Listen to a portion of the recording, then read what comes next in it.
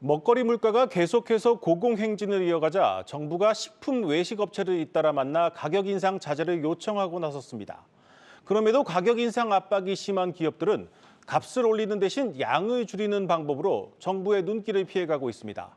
양을 조금 늘리고 가격은 그보다 더 올리는 새로운 묘수도 등장했습니다.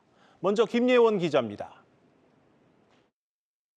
한 맥주 회사가 새롭게 출시한 캔맥주 묶음팩 상품입니다. 저렴한 가격을 강조하지만 맥주 한 캔의 용량이 기존보다 5ml 줄었습니다. 봉지 과자나 요구르트 중량을 줄이고 낱개 과자를 덜 넣기도 합니다. 고물가로 원재료 값이 오르자 제품 가격은 그대로 유지하되 양을 은근슬쩍 줄이는 식품 회사가 늘고 있습니다. 이른바 슈링크플레이션 전략인데 제품 가격은 그대로지만 양을 줄여 사실상 값을 올리는 효과를 거두는 겁니다. 슈링크플레이션은 비단 최근만의 현상은 아닙니다. 가령 1997년 외환위기 당시 식품업계에 등장한 질소 과자가 대표적인 사례입니다. 최근엔 이 슈링크플레이션이 더욱 교묘해지고 있습니다. 똑같은 과자 두 상자가 있습니다. 최근에 나온 제품은 중량이 6% 늘었는데요. 가격은 10%나 올랐습니다. 양을 늘리는 데 비해 가격을 더욱 큰 폭으로 인상한 겁니다. 또 다른 제품인 용기껌도 중량은 14.9% 늘리면서 가격은 20% 올렸습니다. 양을 줄인 치킨 메뉴가 출시되기도 했는데 줄어든 양에 비해 가격 내린 폭이 너무 작다는 비판을 받기도 했습니다. 지금 다양한 변화를 주면서 그런 전략적인 선택을 이제 기업들이 할 것 같고요. 그럼에도 불구하고 그게 결국에는 이제 소비자들이 종전과 같은 그렇게 믿도록 하는 거기 때문에 썩 바람직한 것만은 아니죠. 고물가 시대, 슈링크플레이션이 어느새 식품 기업들의 매뉴얼로 자리 잡은 실정입니다. 한국경제TV 김예은입니다. 네, 앞서 보신 것처럼 계속되는 정부의 가격 인상 자제 요청에도 기업들은 방법을 찾고 있는 것 같습니다. 하지만 이마저도 임시 방편일 수밖에 없는데 기업들의 부담을 덜 수 있는 실질적인 대책이 필요하다는 목소리가 나오고 있습니다. 산업이부 유호성 기자와 자세한 내용 알아보겠습니다. 유 기자, 이제 그동안 정부가 열심히 가격 인상 자제를 요청해서 어느 정도 좀 효과가 있지 않았습니까? 네, 맞습니다. 이달 초죠. 이 GS 리테일이 운영하는 편의점 브랜드 GS25는 이 일부 제품의 가격 인상 계획을 철회하기로 했습니다. 네. 지리산 맑은 샘물 등 PB 제품 가격을 200원 올리기로 했다가 다시 동결하기로 결정한 건데요. 또 다른 편의점 브랜드 이마트 24도 생수 500ml짜리 PB 생수 가격을 연중 600원으로 고정한다고 발표했고요. 이 CU는 즉석 원두커피 가격을 2,100원에서 2,000원으로 내리기도 했습니다. 네.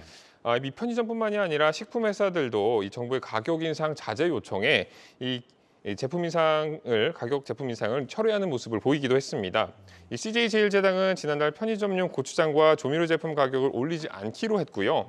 또 롯데 웰푸드와 대상, 하이트진로 등도 당분간 제품 가격 인상은 없다는 인상을 밝혔습니다. 네. 이게 왜 그러냐면요. 이 정부가 연일 기업을 상대로 이 공식 석상에서 가격 인상 자제를 좀 요청을 하거나 아니면 관계자들을 불러 모아서 간담회를 열고 있잖아요. 네. 그러다 보니까 기업 입장에서는 눈치를 안 볼래야 안 볼 수가 없는 그런 상황인 겁니다. 그런데 이제 인건비는 물론 이제 원재료 값까지 이제 기업들의 생산 원가는 계속 올라가고 있지 않습니까? 이게 뭐 정부가 압박한다고 계속 동결할 수 있는 건 아니지 않습니까? 네, 맞습니다. 이 생산 비용이 오르는 현상은 이 어느 한 기업에서만 나타나는 현상이 아니라 이 산업 전방위에 걸쳐서 벌어지고 있는 그런 현상이에요. 우선 이 밀가루 등 곡물과 함께 식품 주요 원재료인 설탕값이 12년 만에 최대치를 기록했습니다. 네. 현지 시각 24일 영국 런던의 국제금융 선물거래소에서 거래하는 백설탕 선물 가격은 톤당 688달러를 기록했습니다. 올해 초에 톤당 520달러 수준이었거든요. 넉 달 사이 30%가량 폭등한 겁니다. 네. 지난 12일에는 706달러를 기록하기도 했는데 이 설탕 가격이 700달러를 넘어선 거는 2011년 11월 이후 12년 만입니다. 이 설탕의 경우에는 이 과자나 아이스크림, 빵 같은 이 가공식품에 단맛을 내기 위해서 빠짐없이 들어가는 필수 품목이잖아요. 그러다 보니까 이 전체적인 부담이 원가 부담이 커질 수밖에 없는 그런 상황인 거고요. 네. 또 소주의 주 원료인 주정값도 올랐어요. 평균 9.8% 올랐는데 이것도 2002년 이후 최대 폭입니다. 지난해 주정값이 7.8% 오른 뒤 소주 업체들이 일제히 소주 출고가를 올려서 이 원가 상승 압박을 해소했거든요. 그런데 이제 이게 또 궁금하잖아요. 이제 앞으로도 계속 올릴 것인지에 대해서. 그런데 이제 업체들은 당장은 소주값을 인상하지 않겠다, 뭐 이런 입장이긴 한데 소주값이 오를 여지는 충분히 남아 있다. 이렇게 좀 해석해 볼 수도 있을 것 같습니다. 결국 이제 풍선이 터질 수밖에 없는 상황이 됐다는 건데 그래도 이제 오른 가격표를 받아들 소비자도 생각해야 하지 않겠습니까? 소비자들이 좀 가격 인상에 반발할 가능성은 없습니까? 아무래도 이 앞서 리포트에 나온 사례들처럼 그 가격 인상을 최대한 방어하면서 꼼수로 용량을 줄인다거나 아니면은 뭐 옵션을 추가하는 식의 대응을 하다 보니까 아무래도 좀 반발할 여지가 좀 있겠죠. 네.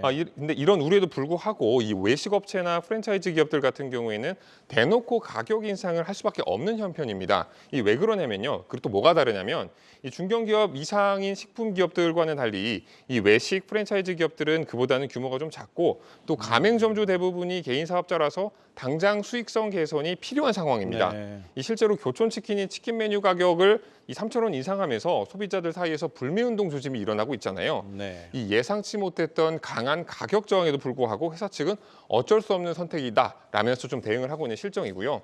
실제로 교촌 F&B의 지난해 영업이익을 보면 28억 원으로 지금 집계가 됐는데 이게 전년 대비 90%가량 줄어든 수치입니다. 아무래도 가격을 올리지 않고는 버티기 어려운 절박한 상황이다라는 것을 그대로 보여주는 현상이 아닌가 싶습니다. 이 전기요금이 생각나는 대목입니다. 정부가 이대로 가격 인상을 누르기만 한다면 결국 한꺼번에 많이 올리는 상황이 언젠가 발생을 할 텐데 그러면 소비자들에게 더 큰 피해가 오는 것 아닙니까? 맞습니다. 이 기업은 결국 이윤 추구가 가장 큰 목적이잖아요.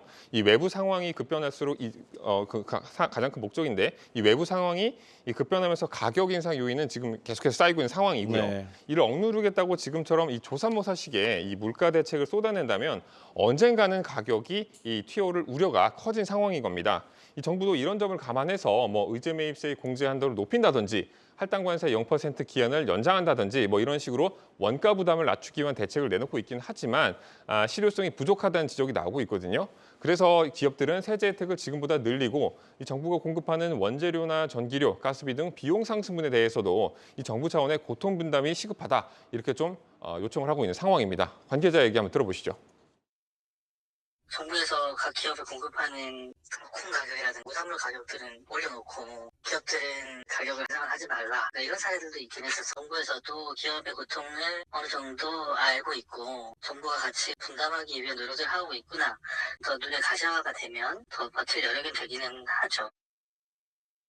네, 잘 들었습니다. 산업이부 유호성 기자였습니다.